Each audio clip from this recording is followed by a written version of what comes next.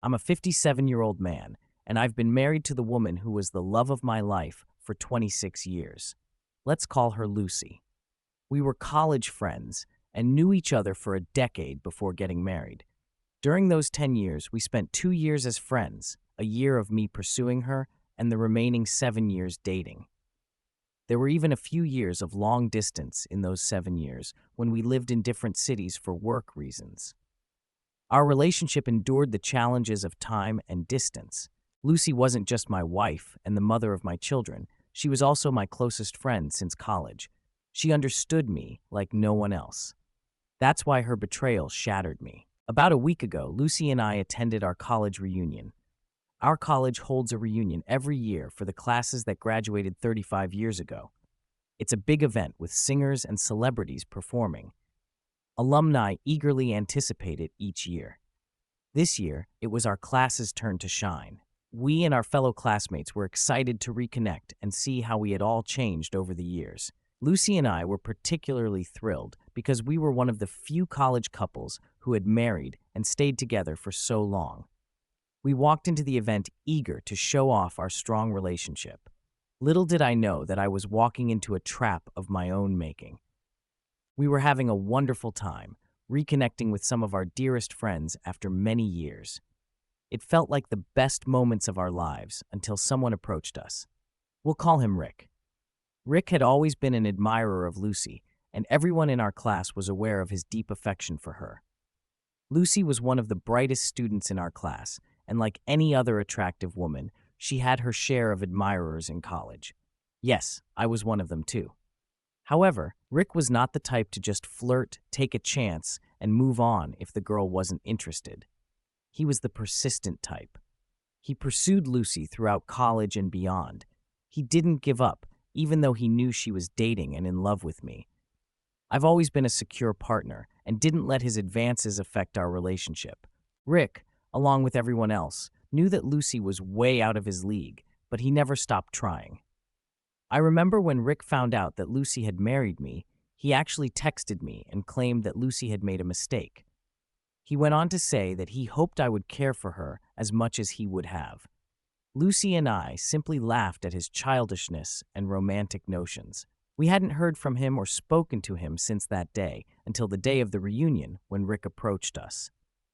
We thought he would have moved on by now, considering it had been 35 years since college and 26 years since our marriage. However, to our surprise, he was still fixated on Lucy. He greeted all of us with hugs, and we reciprocated. However, Lucy opted to shake hands with him because his intense gaze made her uncomfortable. He took a seat across from Lucy and gave her an odd and intense stare, which didn't go unnoticed by anyone. I couldn't help but ask if he had brought his family to the reunion party. He replied that he was single. He mentioned that he had been briefly married in his 40s, but had gotten divorced.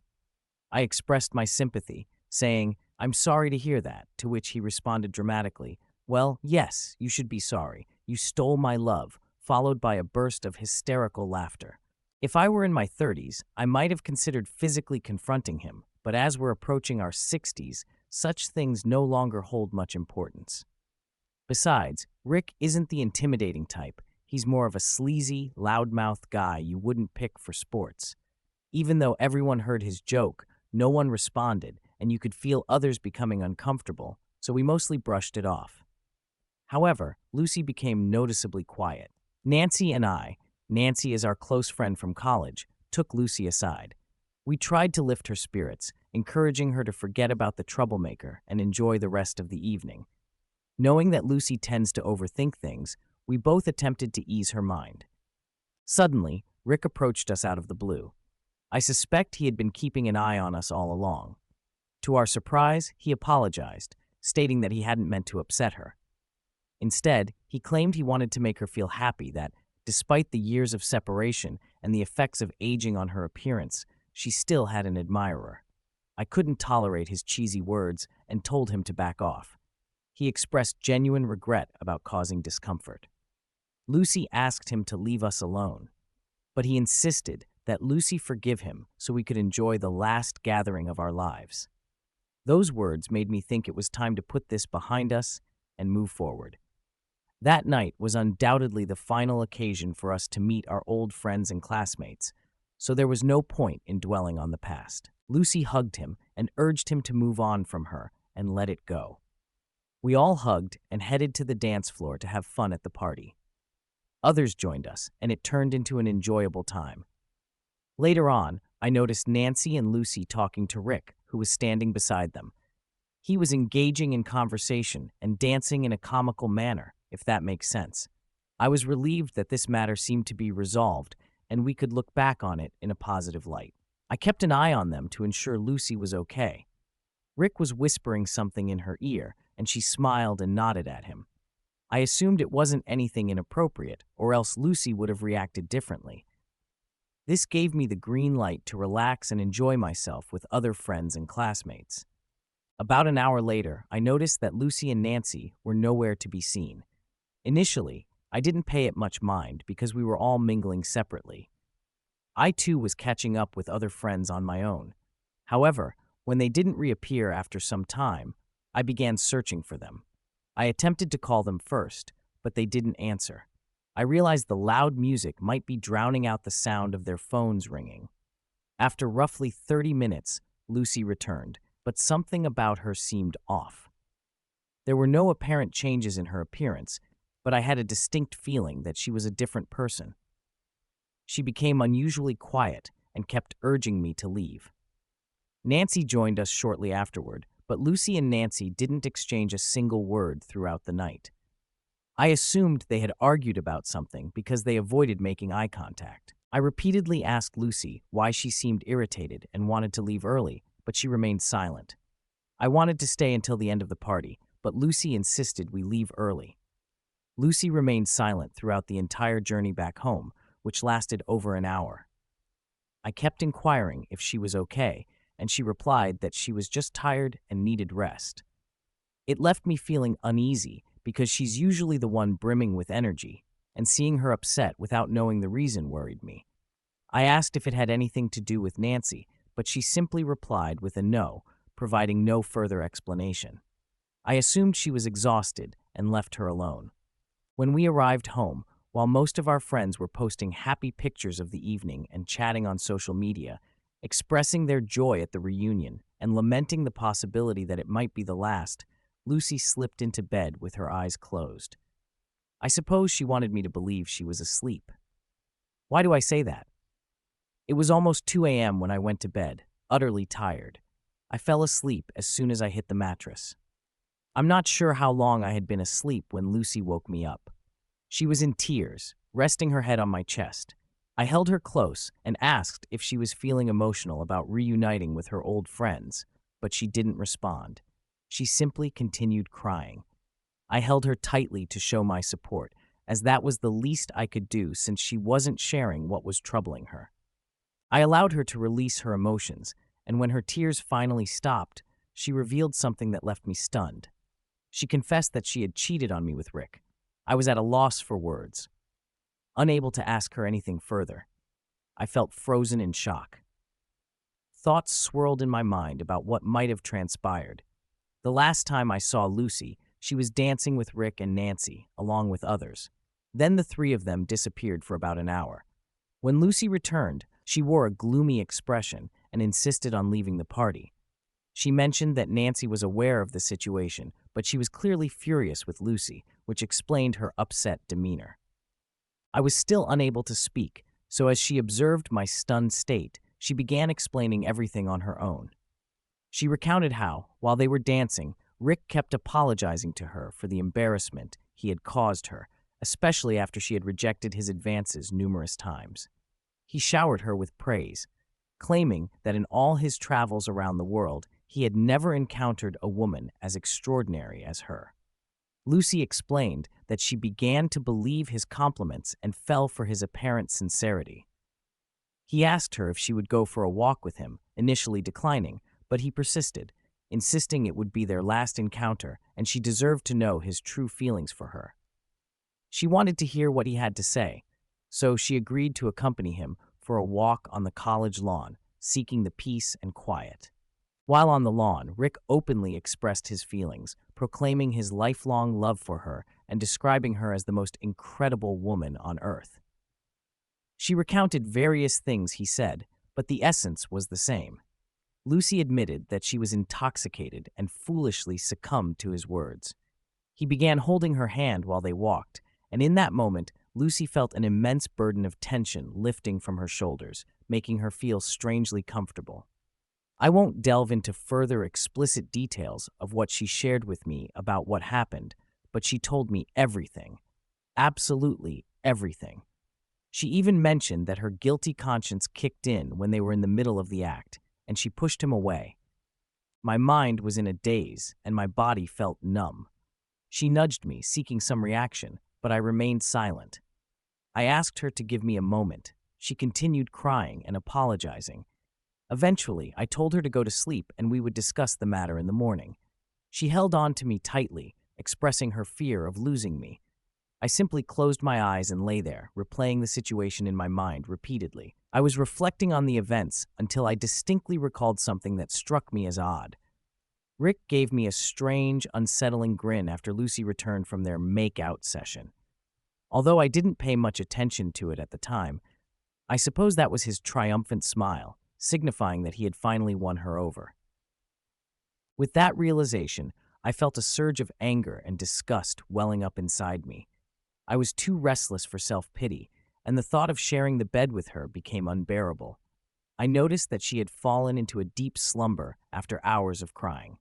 I quietly slipped out of bed, gathered my laptop, wallet, and other essentials into a backpack and left our home. I loved that woman. We had been married for 26 years, and I couldn't fathom a life without her. We had a family and children, but I couldn't stay. I knew her well, and if I had stayed until morning, she would have likely persuaded me against separation. So I checked into a hotel and blocked her number along with all her social media accounts. It was already sunrise by the time I managed to fall asleep.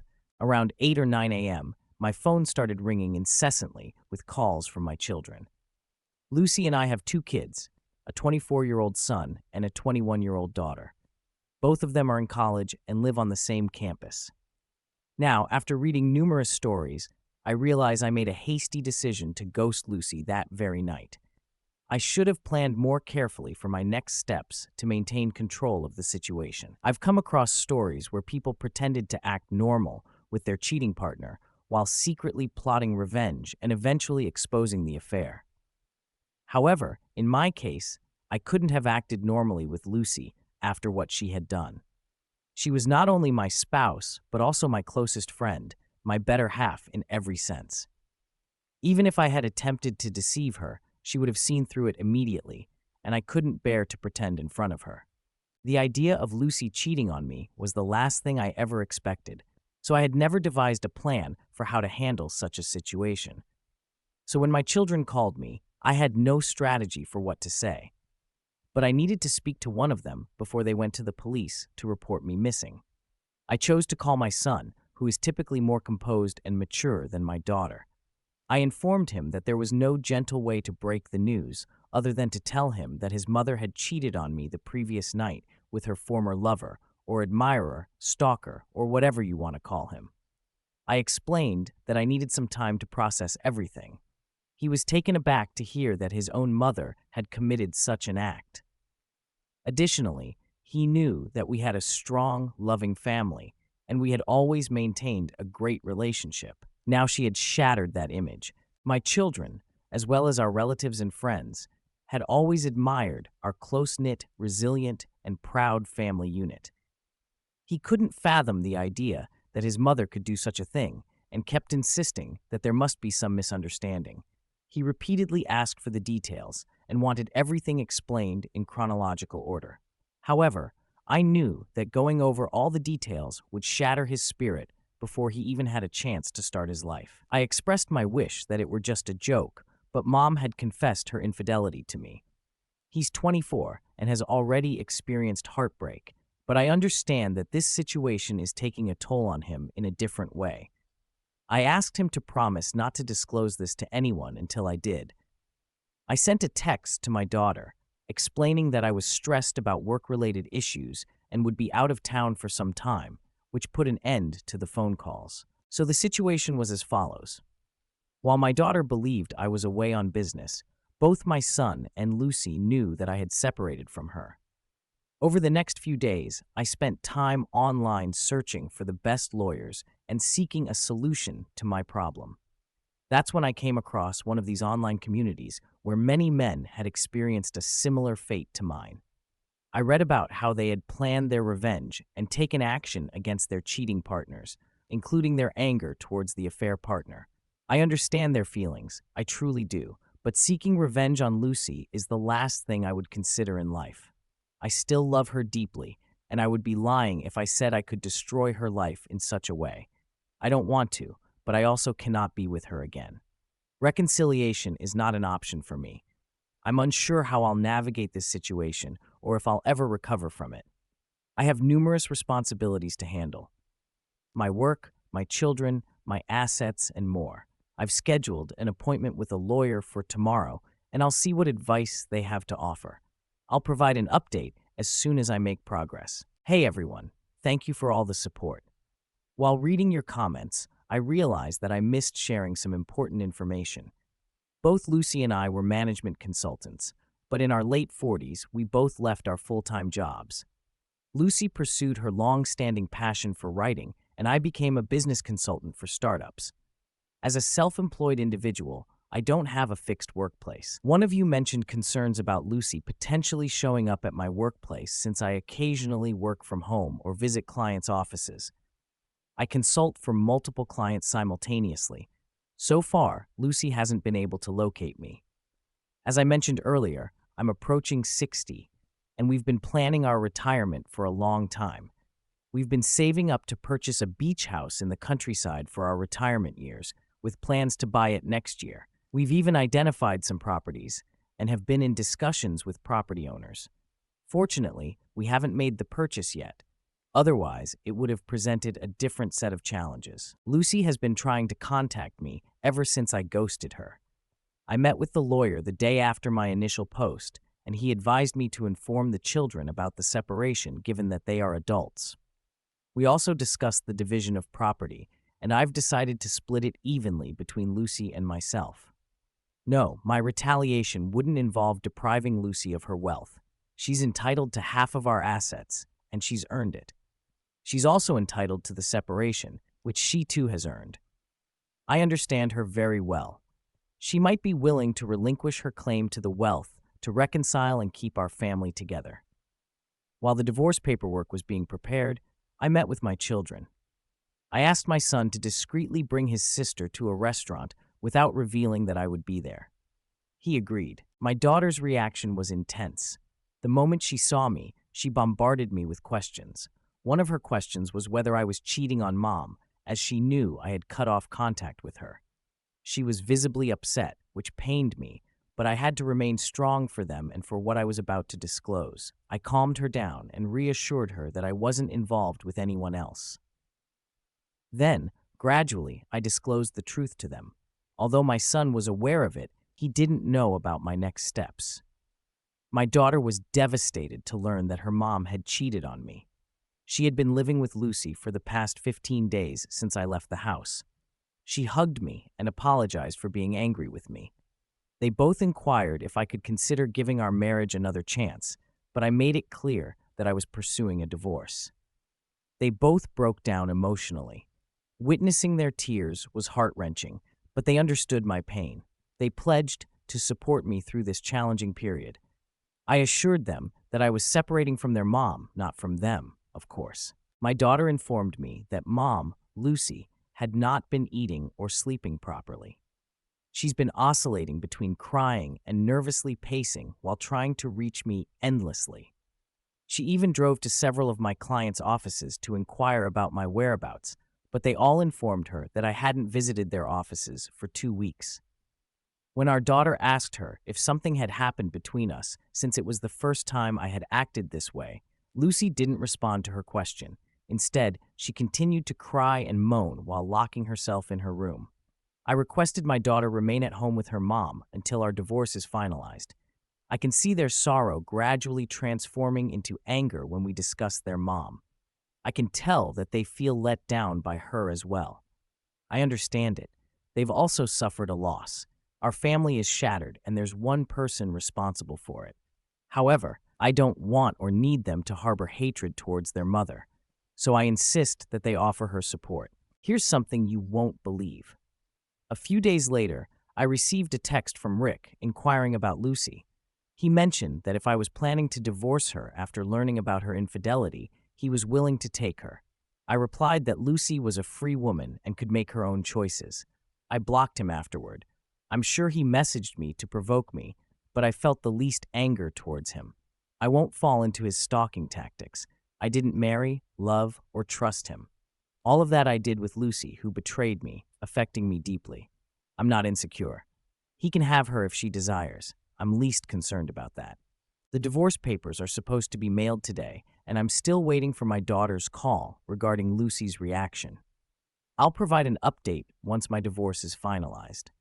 In the meantime, I still have many matters to sort out: my assets, retirement, and my children's well-being. Hey everyone, I know it's been a while since my last update. I apologize for that. I had a long list of things to take care of. First and foremost, my divorce has been settled now. When Lucy received the divorce papers, she didn't take it well. She became unhinged. Until then, she had been living in a bubble where she believed I was merely angry and would return to her once my anger subsided. That bubble burst when she received the papers. She insisted that my lawyer arrange a meeting with me, but my lawyer declined. He stated that she was getting half of all the assets, which was more than she deserved. She responded by saying she didn't want any assets, only me. I told you, I know her. She expressed her desire to meet me once before signing the divorce papers. She was confident in her abilities. She knew that if she had one FaceTime conversation with me, she could persuade me to reconsider the separation. She was right. If I had met her, I might have changed my mind. I still loved her and couldn't bear to see her deteriorate. But I couldn't set aside my self-respect. She took me for granted, tore apart our family for what? I won't delve into that abyss. I just want to say I couldn't endure living like that. My daughter wanted to meet with me urgently. She informed me that her mom's condition had worsened to the point where she had to be hospitalized. Lucy had fallen into a deep depression and was refusing any medication or supplements for her well-being. She had been admitted to the hospital and placed on a liquid diet because she had stopped eating altogether. I understand that many of you might perceive me as heartless and self-centered at this juncture, questioning whether I ever truly loved Lucy due to my apparent indifference to her declining health. My response is simple. Have you ever experienced betrayal? If not, you cannot fathom the pain I'm going through. To say that I loved and cherished my wife would be an understatement. I practically idolized her. I was her staunchest supporter and fan, and we've been together for almost 3 decades. She's the mother of my children. Rick was partially right. Finding a woman like Lucy is exceptionally challenging. She possesses intelligence, talent, empathy, and all the qualities one desires in a partner. Therefore, I made sure to treat her accordingly. But what did she do in return? She struck me at my most vulnerable point. I never imagined in my wildest dreams that she would betray me, let alone with Rick. A few days after Lucy received the divorce papers, Nancy reached out to me. She asked about my well-being and inquired about Lucy. I informed her that we were going through a separation. She didn't appear surprised and mentioned that she knew the reason. Later, she called me. During our conversation, Nancy asked how I had discovered the affair. I explained that Lucy had confessed to it.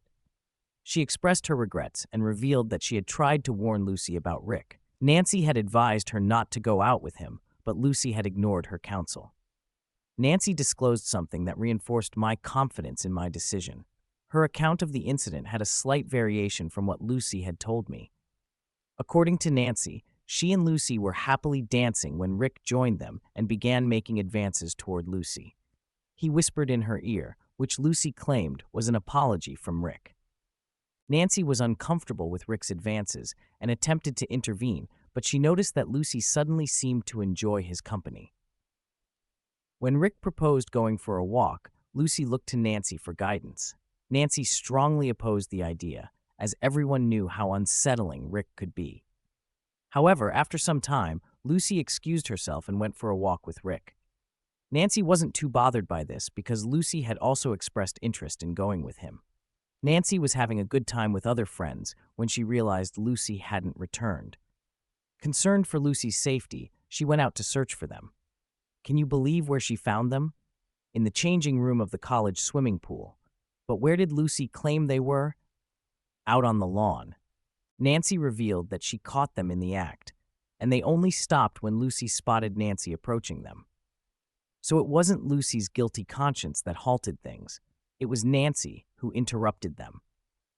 Up until this point, I still held some pride in Lucy for owning up to her mistakes and confessing them to me promptly.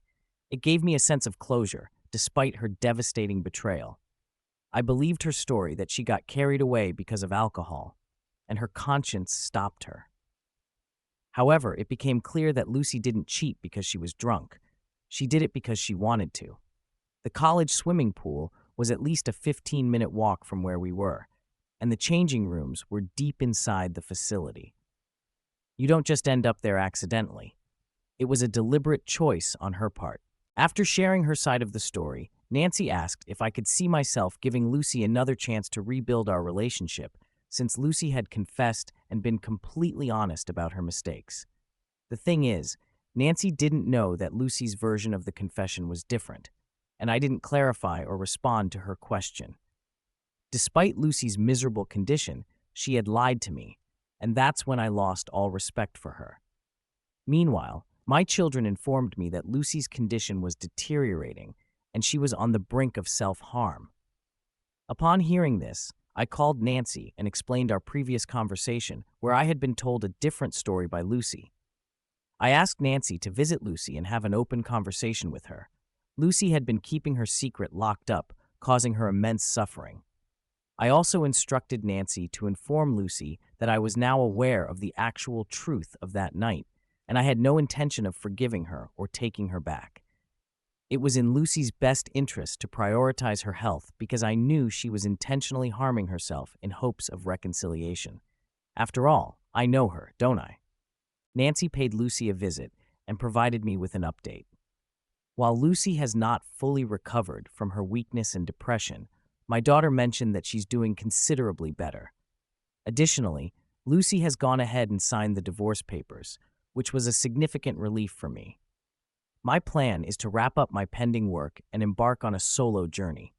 I've decided to abandon my previous idea of settling down in one place because that would drive me insane. I acknowledge that I haven't handled the situation as perfectly as some folks in this community who've faced similar circumstances, but I've done the best I could. Let's wait and see what the future holds.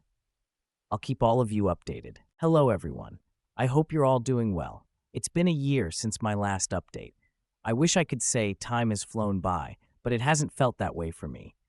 I spent a few months in a motel and later rented a condo for a few more months until my divorce was finalized. As for my work, as I had planned, I gradually transitioned to clients with whom I could work remotely 100%. Regarding the money that Lucy and I had saved for our retirement home, she received 50% of it, and I distributed the remaining 50%, which was my share, evenly between my 2 adult children. I don't have a need for it, and they are responsible enough to put that money to good use. As for Lucy, she is still undergoing therapy. Nancy maintains regular contact with Lucy and occasionally checks in on me. She shared something surprising about Lucy that I never expected. Keep in mind that this information comes from Nancy, who is still supportive of Lucy, so take it with a grain of salt, but she has no reason to deceive me. Here's the revelation. Brace yourself. Despite my repeated claims that I know Lucy well, even after her infidelity, hearing this made me question whether I ever truly knew her. I always considered Lucy a strong woman with a resilient mind, but it seems that loneliness took a toll on her. Lucy began chatting with Rick, and he reciprocated by expressing his love for her until he learned about our divorce. Strangely, as soon as he found out, he started acting strangely and essentially ghosted her.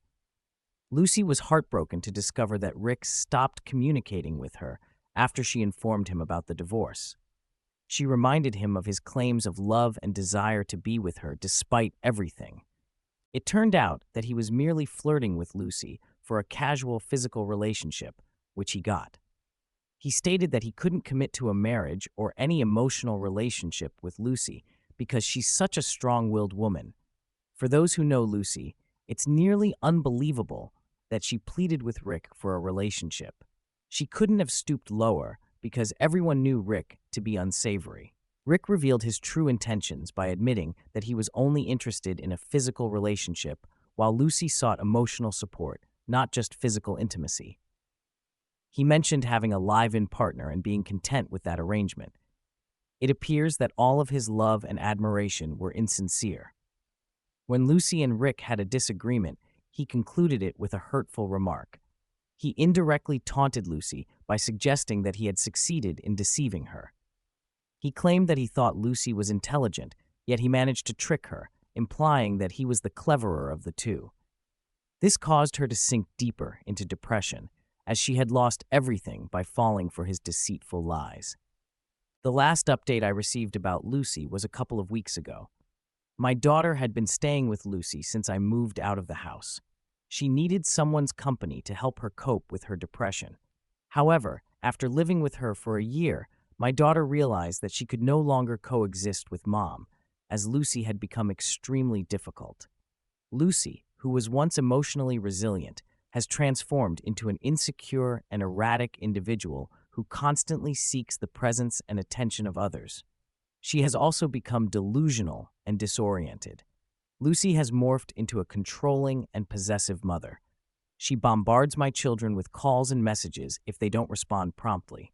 She even insisted that my son move in with her until he got married, but he declined her request. She has been pressuring my daughter to spend time at home instead of going out with friends or taking vacations. My children are no longer kids, they are adults now and can't be restricted. Whenever my daughter tried to address Lucy's intrusive behavior, Lucy would break down and express her fear of losing them, especially after losing me.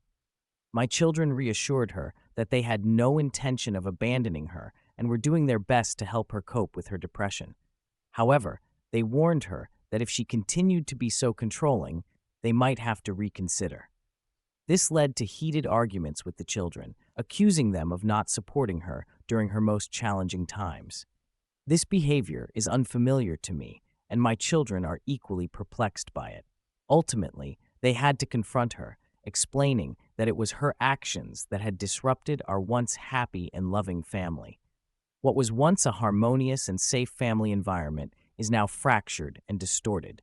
It was difficult for her to accept that her own children held her responsible for everything. My daughter moved out of the house 2 weeks ago. She informed me that she had tried her best to assist Lucy, but she couldn't put her life on hold to care for her. I believe my daughter's decision was reasonable. She needs to move forward with her life, and Lucy needs to regain control of her own life. While some might take satisfaction in seeing their cheating ex-wife in misery in their 20s or 30s, I couldn't find happiness in this situation. I felt genuinely sorry for her condition. Her poor choices have condemned her to a lifetime of suffering. I hope she can rediscover her former self, a confident, strong woman who doesn't need to rely on people like Rick for emotional support. As for my own journey, I've spent the past year living in 4 different countries, exploring local cultures, savoring diverse cuisines, and immersing myself in entirely new lifestyles has been a great experience. Initially, I was disappointed that my retirement plans had to take a different path. I had always envisioned spending my golden years in peaceful harmony with Lucy. However, now I find satisfaction in having embraced various cultures and lifestyles. I've had the privilege of meeting incredible people in different corners of the world. To clarify, I haven't entered into any new relationships, nor am I actively seeking one at the moment. I'll remain open to whatever the future has in store for me, and I'll keep you updated if anything significant unfolds. Hello, everyone. I apologize for not providing updates over the past few years.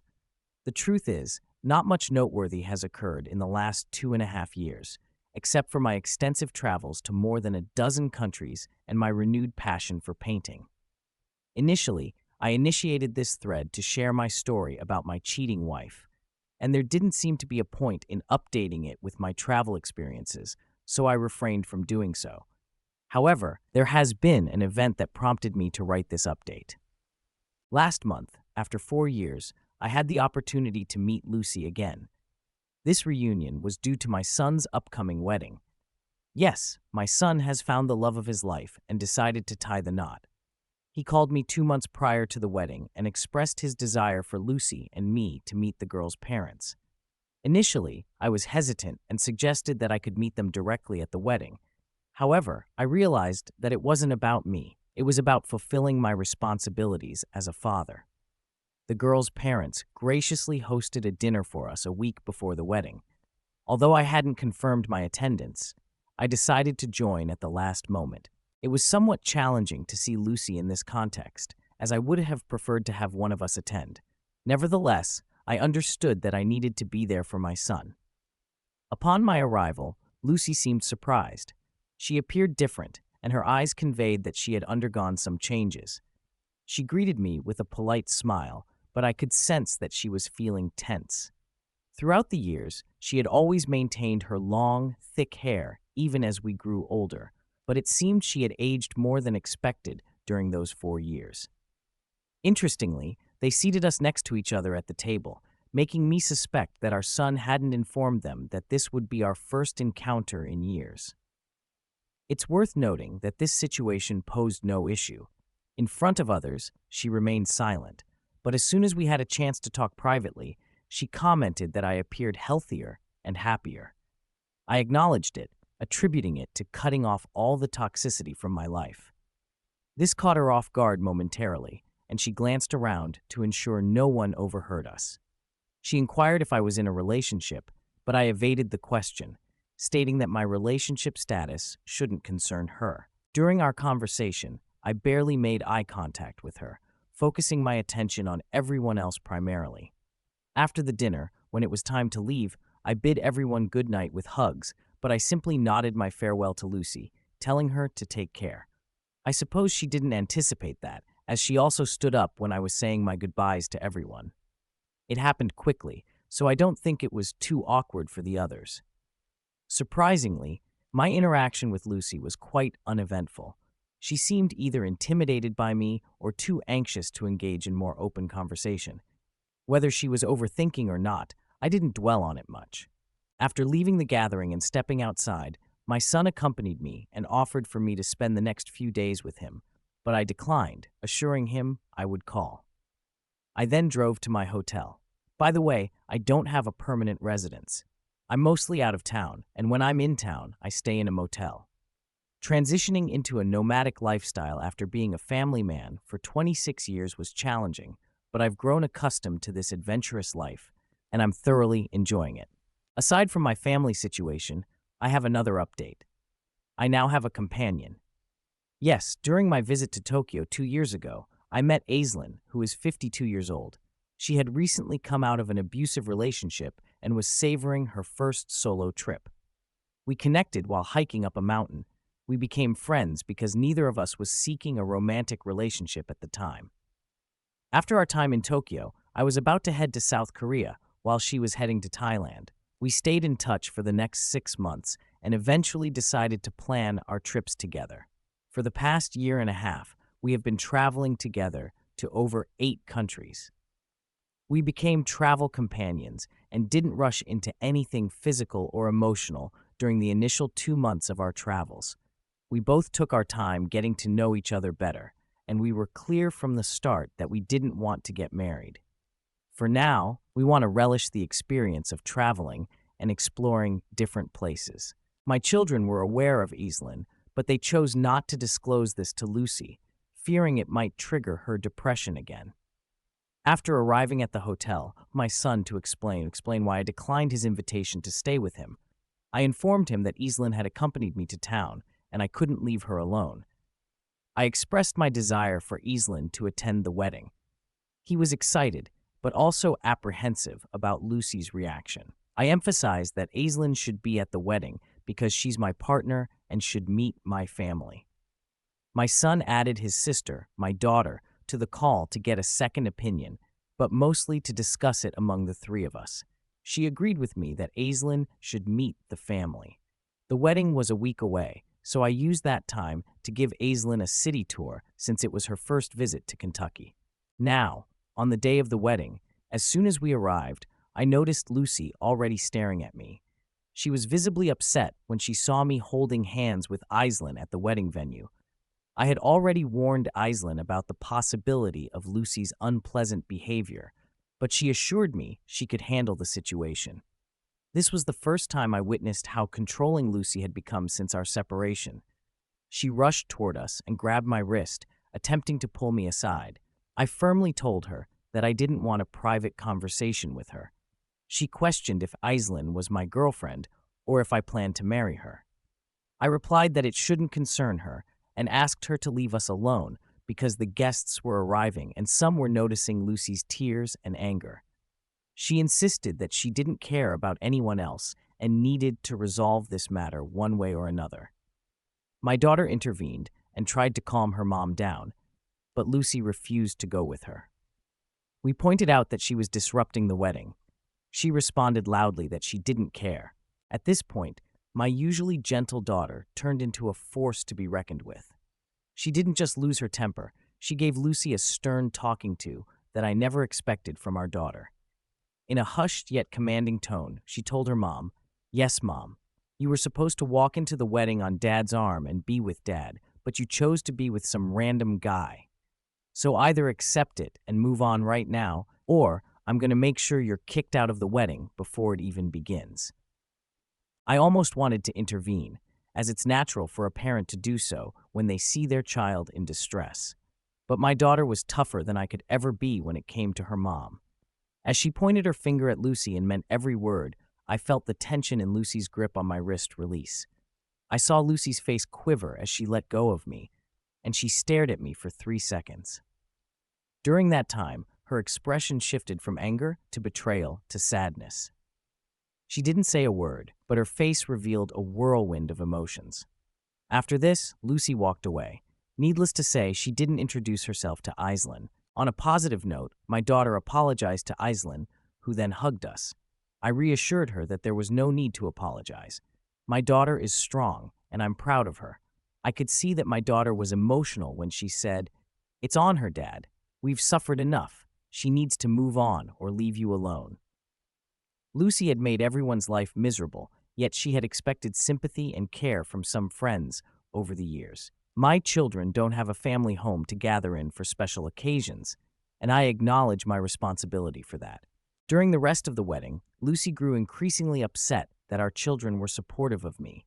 She either stood in a corner or appeared more excluded than a mother of the groom should be. She didn't even join us for the family photo. Nancy called me a few days ago and mentioned that Lucy had taken this as a blow to her ego, seeing me move on in life so quickly while she remained single. I told Nancy that my children and I are done with Lucy's drama and she's on her own. She can do as she pleases. I just want to enjoy the remaining years of my life in peace. I'm considering staying closer to my kids and providing them with a family home to gather peacefully, even though they're grown up. This wedding made me realize that a new stage of life is approaching, and I might become a grandparent. However, I won't be sharing that with Lucy, and I'm perfectly fine with that. We'll see if Aislinn is willing when the time comes. I would like to express my gratitude for the advice and sincere experiences shared by some of you. I hope you all stay loyal and sincere to your partner. If not for yourself or your partner, do it for your children. Life is beautiful, and there is always more to enjoy. Do you find the story interesting? If it is interesting, please give me 1 like and 1 subscribe so that I can create better stories in the future.